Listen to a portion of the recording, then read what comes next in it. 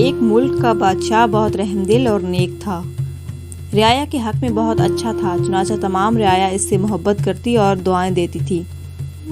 اسی ملک کے ایک دور دراز گاؤں میں ایک کسان رہتا تھا جس کی خواہش تھی کہ وہ اپنے نیک دل بادشاہ کی زیارت کرے اور اسے کوئی تحفہ دے۔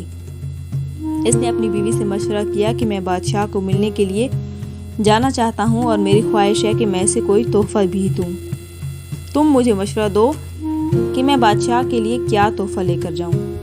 بیوی نے کچھ دیر سوچا اور کہا کہ بادشاہ کے پاس تو ہر چیز ہوگی، ہم اسے کیا تحفہ دے سکتے ہیں۔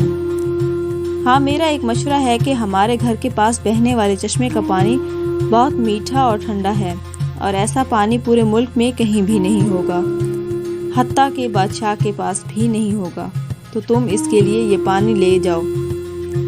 کسان کو یہ تجویز پسند آ گئی اور اس نے اپنے چشمے سے پانی کے 2 گھڑے بھرے اور اپنے گدھے پر لاد کر بادشاہ سے ملاقات کے لیے روانہ ہو گیا۔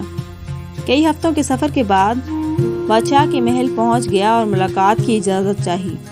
اجازت ملنے پر بادشاہ کو تحفہ پیش کیا اور بتایا کہ یہ میرے گاؤں کے چشمے کا پانی ہے اور ایسا میٹھا اور ٹھنڈا پانی آپ کو پورے ملک میں کہیں بھی نہیں ملے گا۔ بادشاہ کے اشارے پر وزیر نے گھڑے کا ڈھکن اٹھایا تو کئی ہفتوں کے سفر کی وجہ سے پانی میں بدبو پیدا ہو گئی تھی۔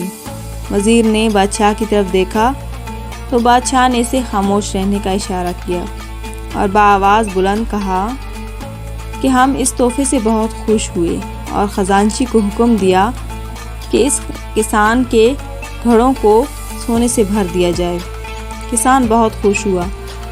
بادشاہ نے وزیر کو بلا کر چپکے سے کہا کہ پانی کو گرا دینا اور واپسی پر اس کسان کو اس رستے سے گزارنا جہاں ہمارے چشمے ہیں، تاکہ اسے علم ہو کہ ہمارے پاس بھی پانی کے کتنے چشمے ہیں اور ان کا پانی کتنا ٹھنڈا اور فرحت بخش ہے۔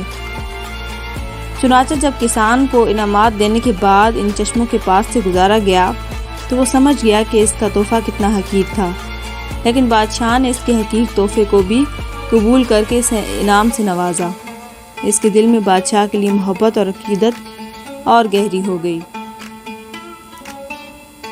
ہماری عبادات کا بھی یہی حال ہے۔ ہم جو ٹوٹی پھوٹی عبادات کرتے ہیں تو ہم اسے بہت اچھی سمجھتے ہیں اور اپنے مالک کے حضور پیش کرتے ہیں۔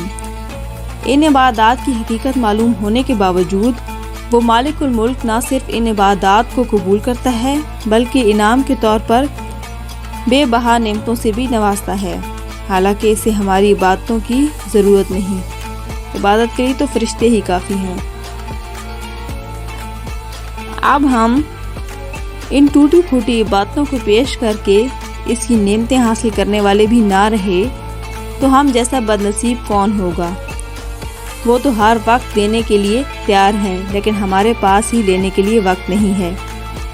کاش کہ ہمیں اس بات کی سمجھ آ جائے، ورنہ جب مرنے کے بعد سمجھ آئے گی تو بہت دیر ہو چکی ہوگی۔